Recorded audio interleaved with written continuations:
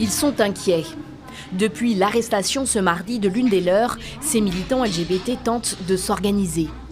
Même si elle est en prison, Ken, 33 ans, parvient à appeler régulièrement sa petite amie, fille, 19 ans, et à la rassurer.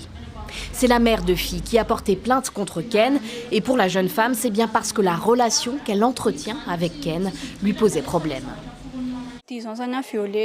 J'ai été violée pendant 10 ans par mon père. Ma mère n'a rien fait.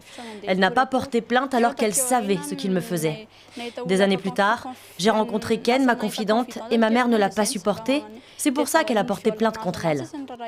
C'est sur la base d'un article précis du code pénal malgache que Ken se retrouve derrière les barreaux.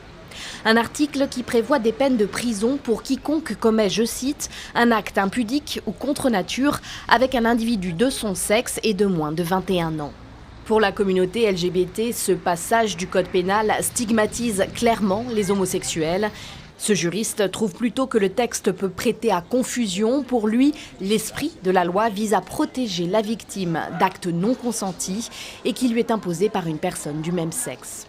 Il doit être protégé par la loi, doit avoir les mêmes sécurités que les autres personnes, peu importe qu'il soit homosexuel ou hétérosexuel. Ce n'est pas parce qu'il est homosexuel qu'on peut le violenter, lui donner des coups, voire le tuer. Voilà. C'est interdit. Ken est en mandat de dépôt jusqu'à la tenue de son procès, dont la date n'est pas encore fixée.